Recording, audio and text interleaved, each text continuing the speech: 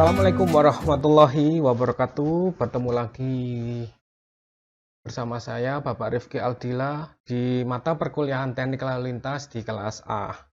Oke, hari ini di pertemuan yang kedua ya. Kemarin pertemuan pertama saya sudah menjelaskan terkait bagaimana kontrak perkuliahan, bagaimana tata tertibnya, dan bagaimana rencana materi yang akan saya jelaskan selama satu semester ini di 14 pertemuan.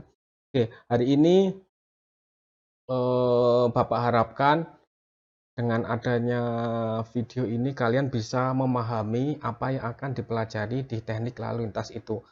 Kalau kita melihat atau meruntut perjalanan terkait ilmu transportasi yang kita pelajari di teknik sipil ini, kemarin pertemuan atau semester yang lalu kalian sudah mendapatkan sistem transportasi. Nah, perlu kalian ingat di sistem transportasi itu nanti saling berkaitan dalam di teknik lalu lintas ini. Jadi urutannya ada sistem transportasi, kemudian teknik lalu lintas 1, teknik lalu lintas 2, kemudian sampai dengan perancangan jalan. Nah, itu supaya kalian dilihat lagi ya kalau lupa bagaimana atau materi yang diajarkan Bapak Ibu dosen. Oke, jadi kenapa kalian harus belajar teknik lalu lintas? Yang pertama adalah untuk mengenalkan atau mengelola permasalahan lalu lintas. Jadi berbagai permasalahan lalu lintas, misalnya utamanya kita berada di Kota Malang, itu sangat kompleks. Bagaimana kalian bisa mengelola lalu lintas tersebut. Kemudian yang kedua, meningkatkan jaminan keselamatan pengguna jalan. Nah, tujuan di kita belajar teknik lalu lintas yang kedua seperti itu. Kemudian yang ketiga, mengontrol dan menertibkan lalu lintas. Dengan belajar teknik lalu lintas, kalian nanti bisa menghadapi permasalahan di lapangan. Misalnya kita berbicara terkait kapasitas, kemudian volume lalu lintas, dan lain sebagainya. Kemudian yang keempat, mengatur perjalanan menjadi lebih efisien. Nah, bagaimana perjalanan itu lebih efisien? Otomatis yang pertama tidak mengalami kemacetan, karena ketika kita mengalami kemacetan, maka di situ akan membuang waktu atau waktu kita lebih lama berada di jalan. Nanti kalau kalian belajar atau kalian ingin mengambil proposal ataupun nanti skripsi terkait biaya kemacetan itu ada sendiri. Nanti Bapak akan memberikan bagaimana biaya kemacetan, berapa total yang kerugian apabila kita mengalami macet, itu ada perhitungan sendiri. Kemudian perlunya kita mempelajari teknik lalu lintas selanjutnya yaitu memiliki inovasi dalam perencanaan teknik lalu lintas untuk mendukung perkembangan transportasi di Indonesia. Khususnya kalau kita berada di Malang atau kalian nanti yang berada di luar Malang, kalian kan berasal dari luar Malang. Jadi bagaimana nanti di daerah kalian bisa mengelola transportasi itu menjadi lebih efisien. Kemarin dijelaskan di pertemuan atau materi sebelumnya di sistem transportasi, bagaimana merencanakan transportasi yang baik. Ada 4 sistem. Itu apa aja, mulai dari sistem jaringan, sistem kelembagaan, dan lain sebagainya. Nanti bisa dilihat lagi ya. Oke, hari ini kita fokus di teknik lalu lintas. Kita akan belajar bagaimana kalian nanti di lapangan menghitung LHR, kemudian menghitung tingkat pelayanan, bagaimana kita menghitung kinerja lalu lintas itu atau utamanya jalan di perkotaan itu menjadi efisien itu seperti apa. Oke, gitu ya. Kita lanjutkan. Jadi kriteria kinerja lalu lintas dapat ditentukan berdasarkan nilai derajat kejenuhan. Apa itu nilai derajat kejenuhan? Kalau kita melihat di rumus atau di MKJI ya tahun 97 masih kita pakai, derajat kejenuhan itu adalah DS atau bisa juga disebut tingkat pelayanan atau PCR atau kecepatan tempuh pada suatu kondisi jalan tertentu yang terkait dengan geometri, arus lalu lintas, dan lingkungan jalan untuk kondisi existing maupun untuk kondisi desain. Jadi ketika kita menghitung kinerja ada poin-poin yang harus kita hitung, mulai dari volumenya berapa. Volume diperoleh dari mana? Dari kita survei LHR, kemudian bagaimana menghitung kapasitas, dan lain sebagainya. Kemudian semakin rendah nilai derajat kejenuhan atau semakin tinggi kecepatan tempuh menunjukkan semakin baik kinerja lalu lintas. Jadi ketika kalian menghitung derajat kejenuhan itu lebih rendah, nanti ada kriteria A sampai F. Nah, dari A sampai F itu ada penilaiannya. Apakah dia termasuk kriteria macet atau perjalanannya lancar dan lain sebagainya. Itu nanti kita belajar di slide selanjutnya. Oke, kita lanjutkan. Nah, kita memahami dulu apa itu arus lalu lintas. Jadi arus lalu lintas merupakan alat untuk memahami dan menyatakan sifat arus lalu lintas. Sekian banyak kendaraan yang berbagai jenis di jalan raya saling berinteraksi atau satu sama lain dan mempengaruhi keseluruhan pergerakan lalu lintas atau arus lalu lintas. Jadi ketika kita berbicara di jalan perkotaan, misalnya Kota Malang, di situ banyak arus lalu lintas. Nanti arus lalu lintas itu dibagi ada arus menerus dan arus lokal. Apa itu arus menerus dan arus lokal? Jadi arus lokal itu ya arus pergerakan atau sistem mobilisasi dari daerah atau kota tersebut. Kemudian kalau arus apa istilahnya? Kalau arus tadi kan arus lokal, dan kalau arus menerus berarti misalnya ada seseorang melakukan perjalanan dari Surabaya ke Malang dan melewati tengah kota atau di CBD, maka itu dinamakan arus terus menerus seperti itu.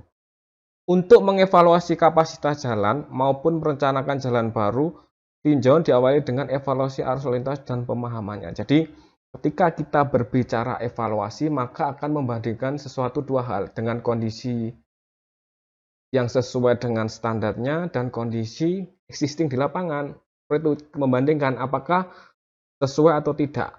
Jadi kita harus mengetahui peraturan terkait lalu lintas, kemudian bagaimana konsep dan teorinya, seperti itu.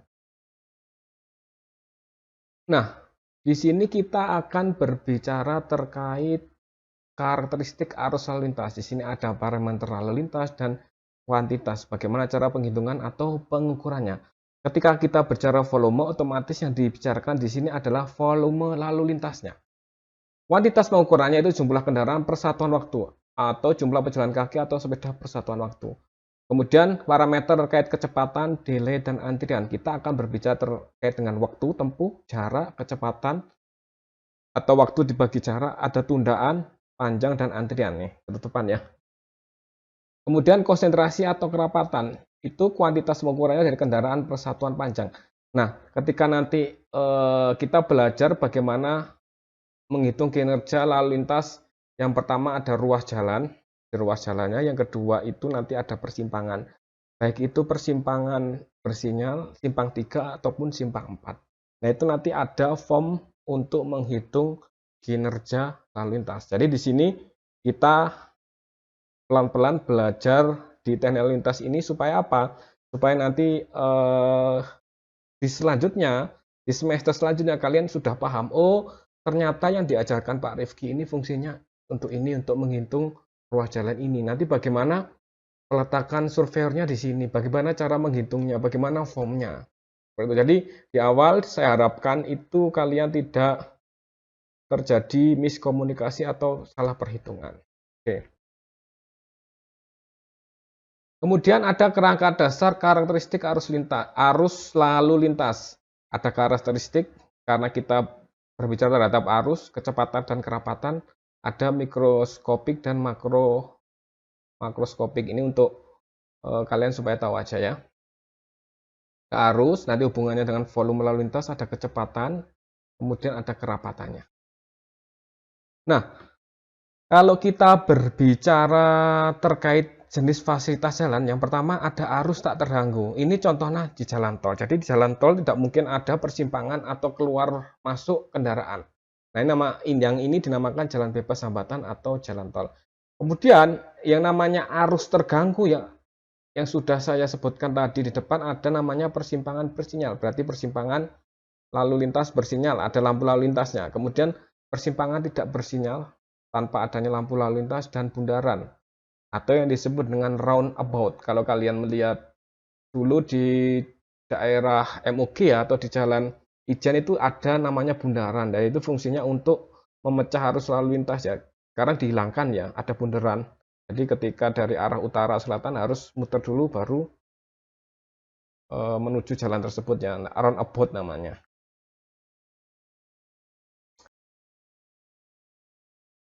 Oke, saya lanjutkan. Ini kita masuk ke tipe jalan perkotaan. Ada namanya jalan dua lajur dua arah. Apa yang disebut lajur? Ini notasinya ya, dua lajur, dua arah. UD itu undivided, berarti tidak ada pembatas jalan. Kalau kalian melihat di jalan ijen itu ada batas, ada tengahnya ya, pembatas jalannya itu yang di tengah. Itu kalau tidak ada namanya undivided. Kalau ada itu namanya divided. Saya beri contohnya, bentar. Oke.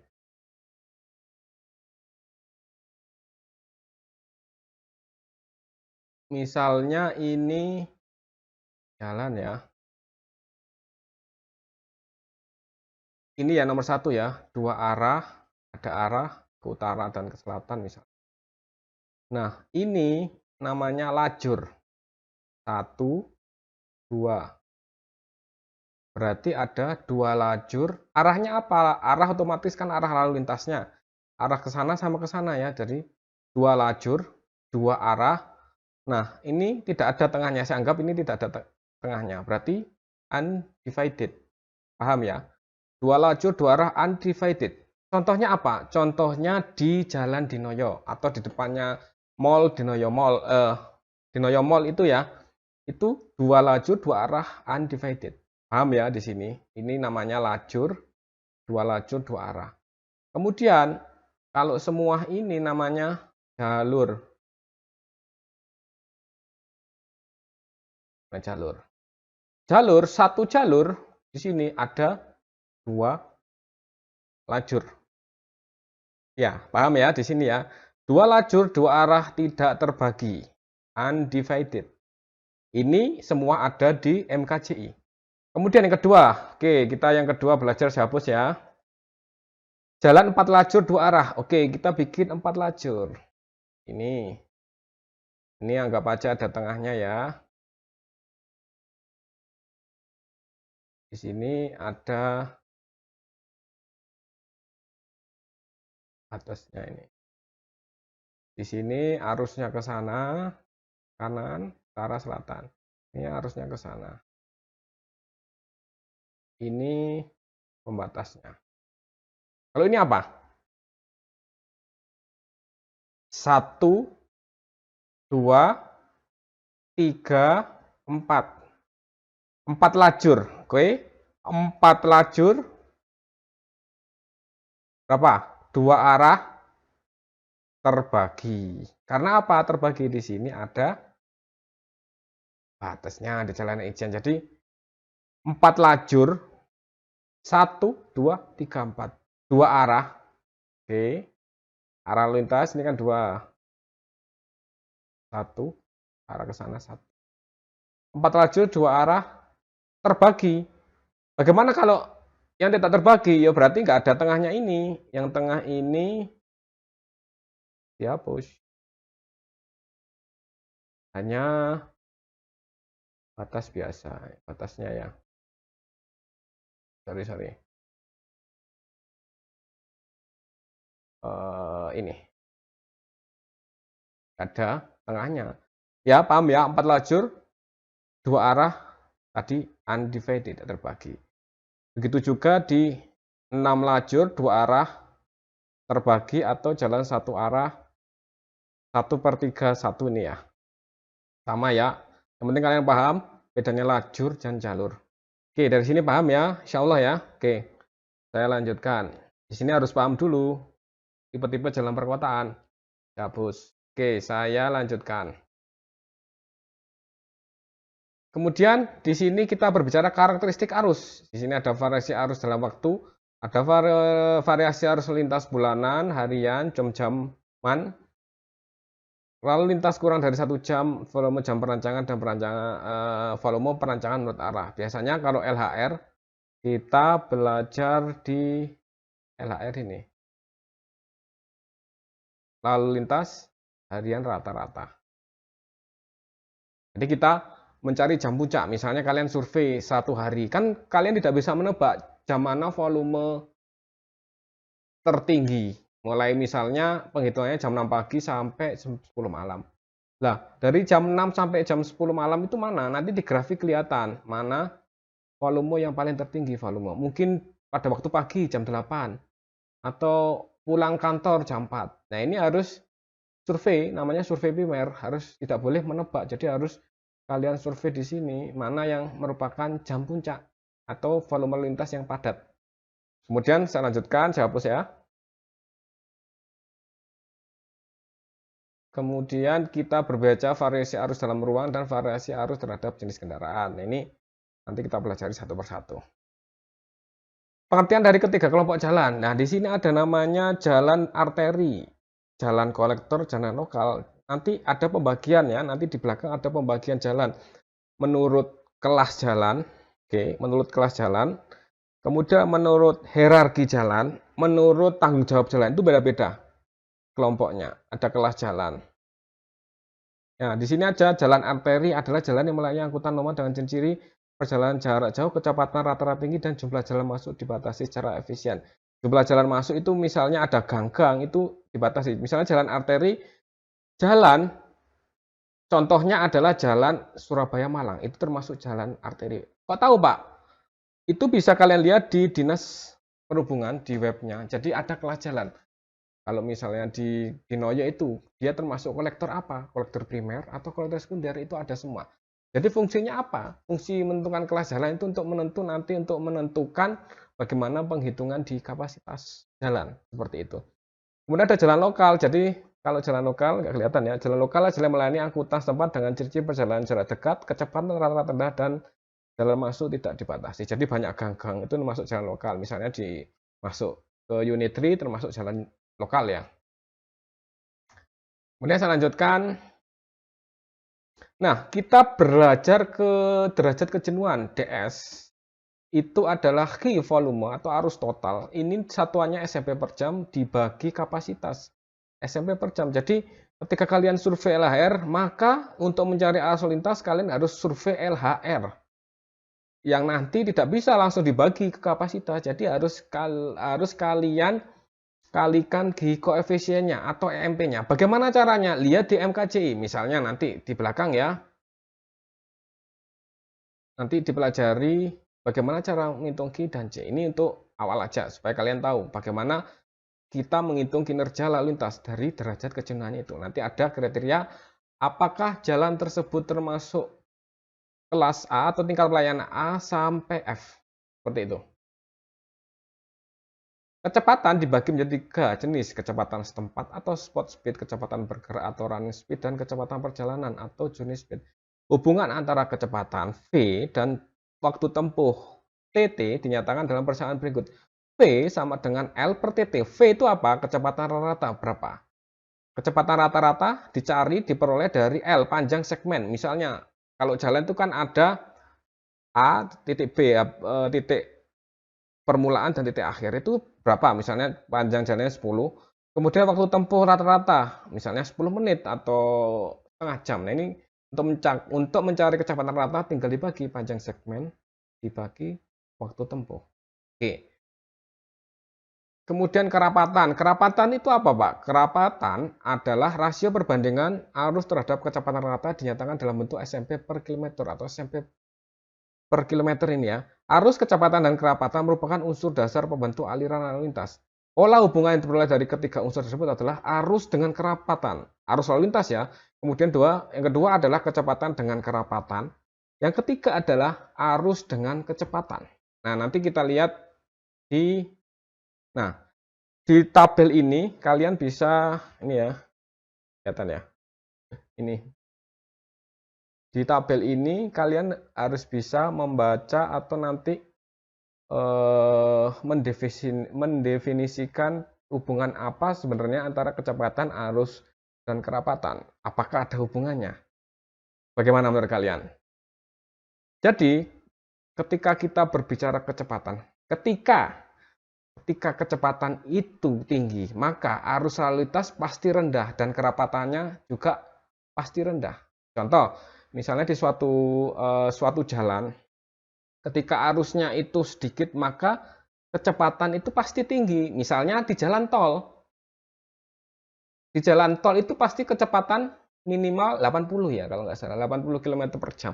Pasti arusnya itu kecepatannya tinggi. Ketika kecepatannya itu tinggi, maka arusnya itu tidak longgar ya. Di jalan tol itu kan kalian lihat, pasti kecepatannya tinggi. Dan kerapatannya itu berjarak.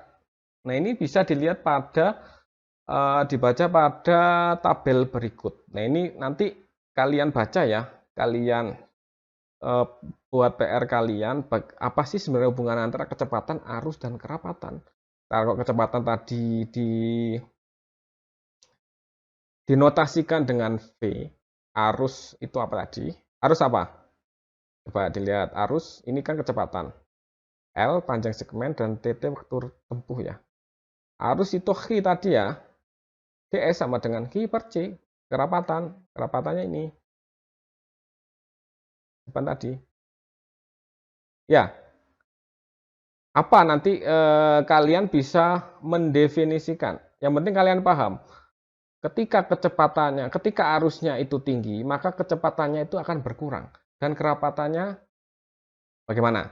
Nah, oke. Coba kalian cerna kata-kata saya. Ketika arus lalu lintas itu tinggi, maka kecepatan akan berkurang. Nah, ini di logika aja, dan kerapatan akan semakin rapat ya. Tundaannya itu loh, misalnya di perempatan, itu kan kecepatannya pasti rendah kan, karena ada tundaan dari lampu merah, seperti itu. Paham ya?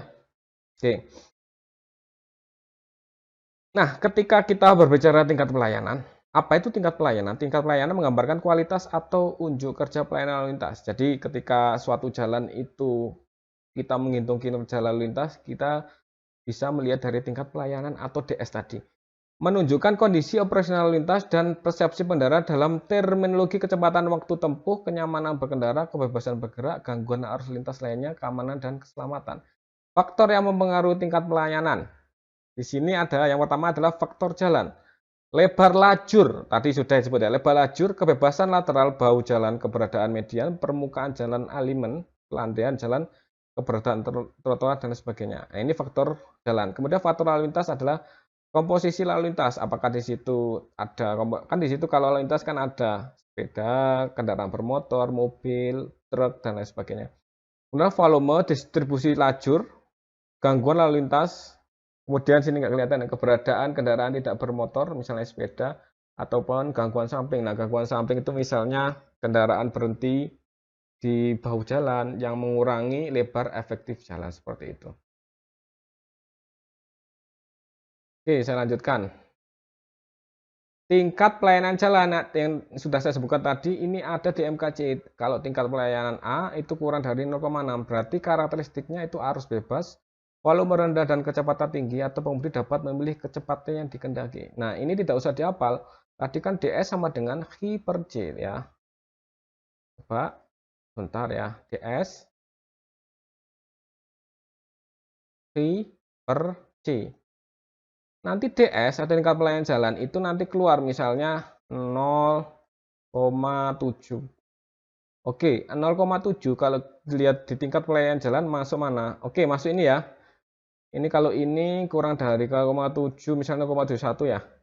Berarti C lebih besar 0,7 kurang dari 0,8. Berarti apa artinya? Volume kelihatan ya. Volume arus stabil, kecepatan dapat dikontrol oleh lalu lintas.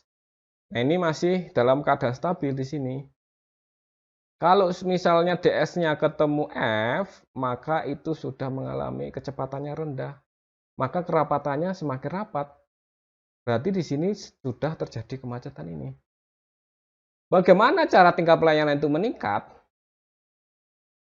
Atau menurunkan dari F ini, bagaimana merubah dari F menjadi C? Ya kita lihat nanti ada di manajemen lalu lintas. Kita arusnya itu dikontrol Q-nya atau kapasitasnya diperbesar.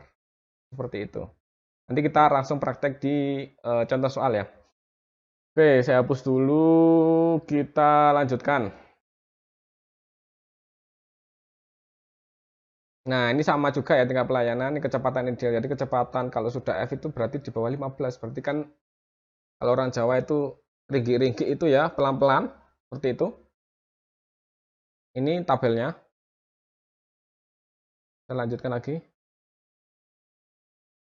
Semua nilai arus lalu lintas per arah dan total diubah menjadi SMP. Jadi kendaraan ringan atau notasinya LV, kendaraan berat high vehicle, sepeda motor itu motorcycle, dan kendaraan tidak bermotor. Ini ada ekivalennya atau EMP-nya itu di MKJ itu beda-beda. Nanti dikalikan. Nah, kita berbicara tentang hambatan samping. Dampak terhadap kinerja lalu lintas dari aktivitas hambatan samping segmen jalan seperti pejalan kaki yang berjalan atau menyeberang sepanjang segmen jalan. Itu juga menimbulkan hambatan samping. Kemudian angkutan umum yang berhenti dan parkir. Kemudian kendaraan bermotor yang keluar masuk dari arah ke lahan samping atau sisi jalan ya biasanya. Yang keempat adalah arus kendaraan yang bergerak lambat. Jadi akibat bergerak lambat, belakangnya juga menimbulkan hambatan samping juga. Nah, di sini ada koefisien nilai normal komposisi lalu lintas. Jadi ketika kurang dari 0,1 juta penduduk, maka biasanya komposisinya sepeda motor 45, kendaraan berat 10, dan motorcycle 45. Misalnya di Kota Malang itu berapa jumlah penduduknya? Misalnya 2 juta penduduk, berarti 2 juta itu masuk sini. Berarti banyak sepeda motor, bener ya? Di sini banyak sepeda motor. Kemudian komposisi 8% untuk kendaraan berat dan motorcycle 32. Ini LV itu mobil ya, mobilnya. Maaf, mobilnya 60%. Ini ada di MKJI semua. Kemudian EMP untuk jalan perkotaan tak terbagi. Tadi misalnya, makanya kalian ingin menghitung ruas jalan, dilihat dulu tipe jalannya itu apa. 2 lajur 2 arah. Ketika silahkan kalian menghitung di jalan Ijen berapa tingkat pelayanannya, berapa arus lintas. Berarti dilihat 4 lajur terbagi atau tidak terbagi, atau 2 lajur di jalan Dinoyo itu 2 lajur 2 arah terbagi. Berarti di sini IMP-nya pengalinya. Ketika kalian menghitung kendaraan berat dikalikan 1,2. Misalnya dapat 10, berarti 10 kali 1,2. Kalau motorcycle kita lihat dulu lebar WE atau lebar efektif jalannya. Misalnya lebarnya 3 meter, berarti kurang dari 6 meter, berarti dikalikan ketika sepeda motor dapat 100, berarti koefisiennya dikalikan 0,35, baru nanti boleh dijumlah. Jadi tidak boleh langsung dijumlah, harus dikalikan EMP atau SMP-nya ini. Oke, paham ya?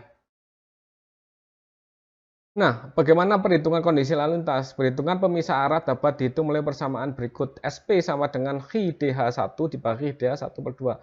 Ini apa? DH itu arus total. Misalnya, kita bagaimana menghitung pemisah arah ini. Contoh, saya beri contohnya ya. Ini jalan Dinoyo aja ya. Ini arus ke sana, arus ke sana. SP berapa SP-nya? Arus ke sana berapa? Misalnya arus ke sana 100, arus ke sana 200. Berarti pemisahnya bagaimana? Arus total arah 1, berarti 100 ya ke sana kan? Di total 1 dan 2. Ini tambah ya. 300 dibagi 3.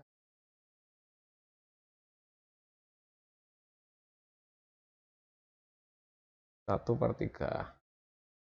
Nah, seperti itu totalnya pemisah arah kendaraan per jam. Misalnya ini contoh. Nanti kita lebih spesifik di contoh soal aja ya. Kemudian saya lanjutkan. Oke. Perhitungan faktor satuan mobil penumpang. FSMP sama dengan G SMP per G kendaraan. FSMP ada faktor satuan mobil penumpang. Caranya adalah nyari F-nya ini arus total kendaraan dalam SMP total dibagi total arus total kendaraan dalam SMP dibagi arus total kendaraan. Nah, seperti itu. Kemudian hambatan samping tadi sudah ya, hambatan samping itu dampaknya akan mengurangi kinerja dari lalu lintas tersebut. Nah, ini kelas untuk hambatan samping untuk jalan perkotaan. Dilihat dulu apakah di kota tersebut hambatannya sangat rendah, sedang atau tinggi. Bagaimana cara ini kodenya ya? Jumlah berbobot kejadian per 200 meter per jam 2 sisi. Kita lihat kondisi misalnya di situ banyak permukiman atau perdagangan, kita lihat di sini. Misalnya ketika kondisinya banyak daerah perhubungan dengan jalan samping, maka kondisi sangat rendah. Ketika di situ daerah industri, maka sedang. Oke, saya lanjutkan ya. Di sini ada kelas hambatan samping untuk jalan perkotaan. Ini dapat dilihat di manual kapasitas jalan Indonesia. Jadi ini adalah kriteria dari sangat rendah, rendah, sedang tinggi, dan sangat tinggi. Ini jumlah berbobot kejadian per 200 meter dengan kondisinya seperti ini. Jadi dilihat situasi di samping kanan kiri, apakah daerah komersial ataupun di situ daerah permukiman. Nanti tinggal disesuaikan dengan standar yang ada di MKJI. Kemudian kita berbicara terkait kecepatan arus bebas. Jadi di sini kecepatan itu dirumuskan seperti ini. Ini tidak perlu dihafal, akan tetapi nanti kita berikan contoh soal, sehingga apa? Sehingga dengan contoh soal tersebut dan jawabannya kalian akan lebih memahami. FV sama dengan F0 ditambah FVW, ini dikurung ya, dikali FFV SV. SV itu kondisi hambatan samping, dikali FFV CS atau faktor penyusuan ukuran kota. Jadi misalnya di kota Malang itu jumlah penduduknya berapa, nanti dikalikan koefisien. Nah ini dimasukkan ke rumus di kecepatan arus bebas. Jadi ini untuk mencari rumus kecepatan arus bebas. Kemudian kecepatan arus bebas dasar atau FV0 ini dilihat dari kriteria ada kendaraan ringan, kendaraan berat, sepeda motor, dan semua kendaraan. Nah ini sudah dijelaskan di depan tadi ya, ada dua arah, dua lajur, dua arah tak terbagi atau undivided, seperti itu. Kita sesuaikan dengan rumusnya atau sesuai dengan yang di dalam MKJI. Kemudian kita berbicara terkait kapasitas. Kalau kita berbicara terkait kinerja, tadi kan sudah dijelaskan di depan, adalah DS sama dengan Q per C. C-nya itu kapasitas. Jadi kita belajar pengertian yang umum dulu. Kapasitas itu merupakan ukuran efektivitas fasilitas lalu lintas untuk mengakomodasi lalu lintas. Kemudian kapasitas sendiri adalah arus maksimum per jam dari kendaraan yang melintasi suatu titik atau ruas jalan yang inform pada periode waktu tertentu dengan kondisi jalan, lalu lintas, dan pengaturan yang ada. Jadi kita berbicara kapasitas, di situ nanti kita melihat geometri jalan, di situ berapa lebar efektifnya atau yang biasa disebut dengan WE itu lebar efektifnya. Kemudian kalian harus mengetahui geometri jalan. Itu ada lebar efektif, ada bahu jalan, kemudian ada kerep. Nah, di situ nanti saya berikan gambar supaya kalian bisa memahami. Karena apa? Ketika kita sudah mengerti gambar atau gambar geometri jalan, nanti enak untuk menentukan atau penghitungannya seperti itu. Kapasitas merupakan ukuran kuantitas dan kualitas yang memfasilitasi evaluasi kecukupan maupun kualitas yang pelayanan kendaraan pada kendaraan fasilitas jalan yang ada. Jadi ini nggak usah dihafal ya, jadi ini hanya pengertian awal atau pengertian terkait kapasitas jalan supaya nanti kalian lebih memahami ketika ada soal. Oke, saya lanjutkan. Kemudian ketika berbicara kapasitas jalan, ada beberapa faktor yang mempengaruhi. Yang pertama adalah faktor jalan, faktor lalu lintas, dan faktor lingkungan. Kemudian jalan dapat menampung volume maksimum pada kendaraan ideal, yaitu uninterrupted flow. Flow itu berarti arus lalu lintas, jadi arus lalu lintas yang tidak dapat terprediksi. Misalnya pada waktu sekarang ini pada weekend ya, jadi misalnya di Malang, berarti arus lalu lintas atau arus bebas itu bisa berasal dari luar kota Malang, seperti dari Surabaya, kemudian dari kota lain, yang pokoknya itu menuju ke kota Malang, seperti itu. Lalu lintas hanya berupa kendaraan-kendaraan penumpang, lebar laju standar tanpa gangguan lateral, dan geometri memadai untuk kecepatan rencana. Jadi ada beberapa standar, nanti kita sesuaikan, kita mengevaluasi. Jadi mengevaluasi dari kinerja jalan tersebut, apakah sesuai dengan di manual kapasitas jalan Indonesia. Misalnya ketika jalan itu berada pada atau termasuk jalan kolektor primer, maka kita sesuaikan apakah sesuai dengan ketentuan yang ada di MKJI. Seperti itu. Nah, tibalah kita menentukan rumusnya. Jadi rumus itu untuk kapasitas jalan, yaitu ini dibagi kapasitas jalan perkotaan dan kapasitas jalan antar kota. Jadi kalau antar kota itu C sama dengan C0 kali FCW. FCW itu faktor penyesuaian lebar jalan, kemudian dikali FCSP yaitu faktor penyesuaian pembagian arah. Tadi ya, bagian arah 40% atau 60% lajurnya itu. Tadi kan sudah kita bahas. Ada 2 lajur, 2 arah, 4 lajur, 2 arah, dan lain sebagainya. Disesuaikan dengan soal yang akan dikerjakan. Kemudian dikali FCSV. SV itu penyesuaian gangguan samping. Jadi gangguan samping itu ada berbagai macam. Misalnya tadi sudah dijelaskan di depan, ada kendaraan berhenti, kemudian orang yang menyabrang atau orang yang lalu lalang, itu termasuk FCSV. Kemudian di sini ada kapasitas jalan perkotaan FC, C besar ya, kapasitas C besar adalah C0 kali FCW kali FCSP kali FCSF dan FCCS. Jadi penambahannya di sini ada CS, di sini adalah faktor penyesuaian ukur kota. Nah, kita lihat di manual kapasitas jalan Indonesia itu berapa koefisiennya. Nah, ini nanti semua dikalikan. Seperti itu. Kemudian kedudukan kapasitas jalan. Kapasitas jalan selanjutnya merupakan masukan dalam analisis rekayasa lalu lintas. Nanti kita juga belajar merekayasa lalu lintas. Bagaimana nanti ketika ada suatu permasalahan, kalian itu bisa menyelesaikan secara atau sesuai dengan ilmu yang ada di teknik lalu lintas ini. Jadi kapasitas jalan selanjutnya merupakan masukan dalam analisis rekayasa lalu lintas. Yang pertama adalah menurunnya sistem jalan yang ada dengan evaluasi perbandingan volume sama volume dengan kapasitas, yaitu V per C. Usulan perubahan sistem kerangka jalan yang ada yaitu meliputi geometri jalan, kemudian ada simpang bersihnya, peraturan perparkiran, perubahan arah ataupun marka. Kemudian perancangan fasilitas baru berdasarkan analisis kapasitas dengan kebutuhan, jadi sesuai dengan demand. Selanjutnya, pembandingan efektivitas relatif dari berbagai mode transportasi dalam melayani suatu kebutuhan. Ini beberapa kedudukan kapasitas jalan. Ini sudah ya tadi rumus kapasitas. Kemudian di sini kita melihat, jadi kita membreakdown kapasitasnya besar itu sama dengan channel. Channelnya itu kapasitas jalan perkotaan itu berapa? Dilihat dari tipe jalannya. Ketika jalan tersebut 2 lajur tak terbagi atau 2 lajur 2 arah, di sini ada koefisien yang nanti langsung bisa kalian masukkan channelnya. Nah, ini dilihat ada tipe jalan, di sini ada kapasitas jalan SMP per jam dan catatan per lajur. Jadi 4 lajur terbagi atau jalan satu arah per lajur itu 1600 SMP per jam. Ini sudah sesuai koefisiennya.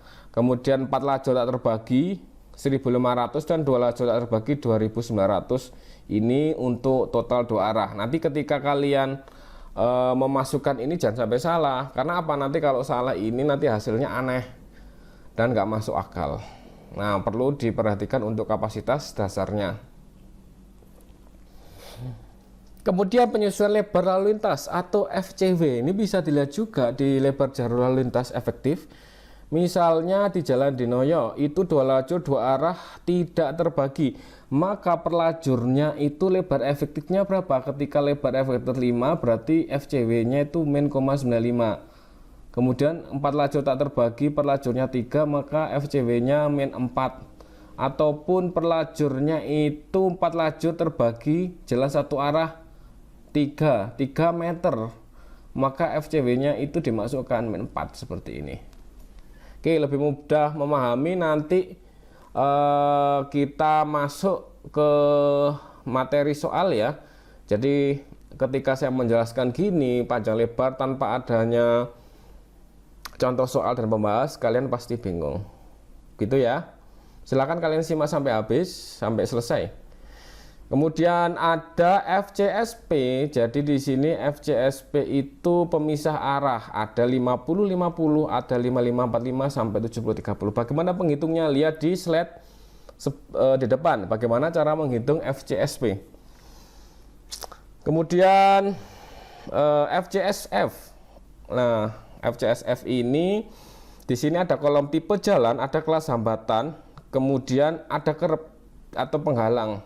Jadi kerep itu setelah lebar efektif itu di samping jalan itu kerep namanya, bisa 1 meter atau kurang dari 1 meter, misalnya setengah meter. Nah, ini dilihat dulu kelas hambatan samping. Ketika itu daerah misalnya dinoyo, berarti kelas hambatannya itu tinggi, atau bahkan ketika jam puncak pada waktu weekend seperti saat ini bisa sangat tinggi. Maka koefisiennya itu seperti ini. Misalnya lebar kerepnya 1, itu berarti koefisiennya 0,93. Jadi harus benar-benar diperhatikan atau dilihat. Maka sebelum menulis atau mengerjakan itu digambar geometri jalannya ya, sehingga tahu ini koefisiennya berapa, lebarnya berapa. Jadi diperhatikan nanti soalnya ya.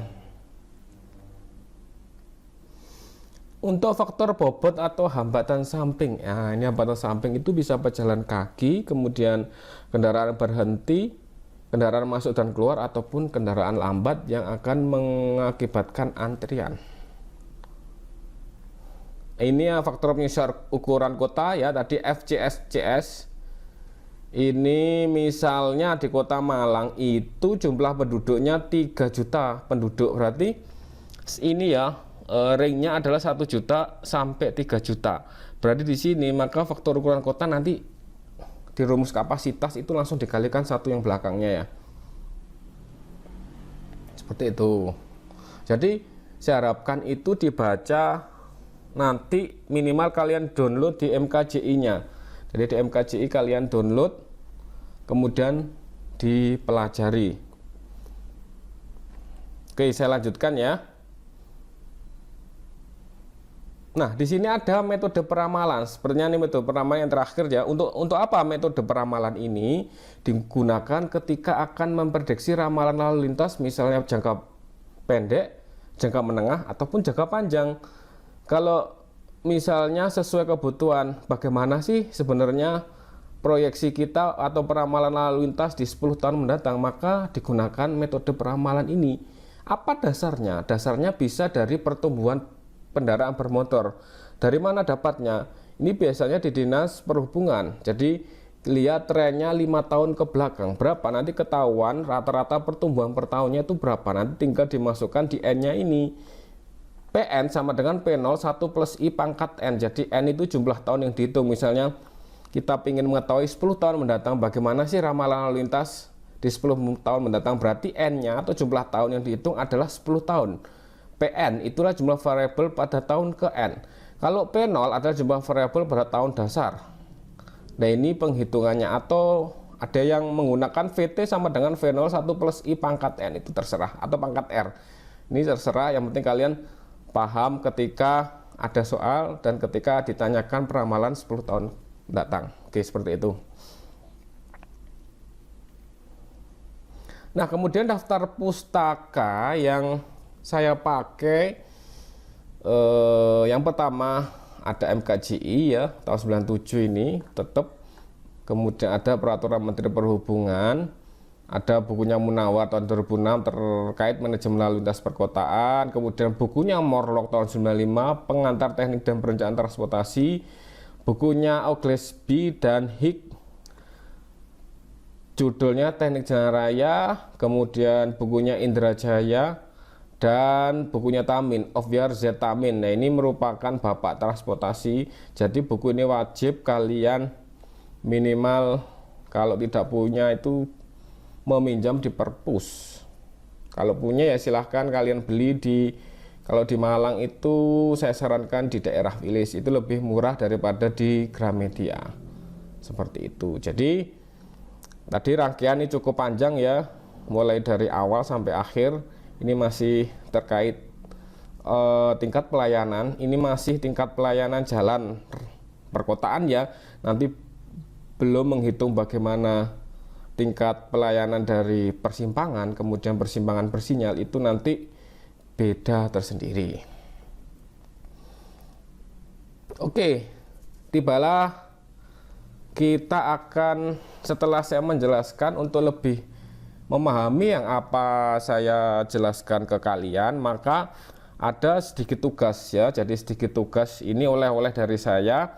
Nanti setelah pertemuan ini kita akan sharing di pertemuan minggu depan. Dengan catatan kalian sudah mengerjakan tugas-tugas ini sampai selesai ya. Yang saya jelaskan dari awal sampai akhir, silahkan nanti dikerjakan di tugas. Jadi tugasnya ada 1, 2, 3, 4, 5, 6, 7. Ada 7 tugas. Silahkan kalian tulis jawaban.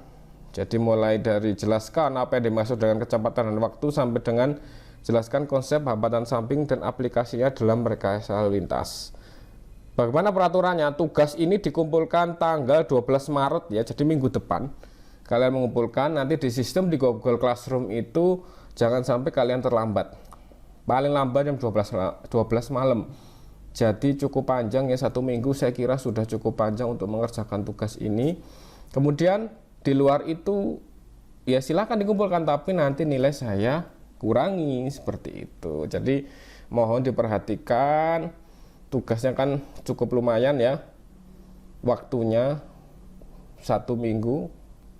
1 minggu cukuplah untuk mengerjakan tugas yang saya berikan. Kemudian tugas itu di scan dalam bentuk PDF ya, kemudian dikirim ke Google Classroom yang ada slotnya sudah saya sediakan, jangan dikirim di email. Nanti saya sulit untuk mendeteksi atau untuk menilai, karena di Google Classroom itu sudah ada kolom nilainya. Oke ya, tugas ini silahkan langsung ditulis jawabannya ya, langsung jawabannya saja, tidak perlu menulis soalnya lagi atau diulang lagi. Oke, mungkin untuk hari ini sekian dulu ya. Nanti kalau terlalu banyak kalian nanti bingung. Jadi cukup sekian dulu perkuliahan Bapak hari ini. Semoga apa yang Bapak sampaikan bisa bermanfaat dan bisa diserap ilmunya. Walaupun nggak seluruhnya, minimal kalian nanti paham setelah mengerjakan tugas. Oke gitu ya. Terima kasih atas perhatiannya. Tetap semangat. Assalamualaikum warahmatullahi wabarakatuh.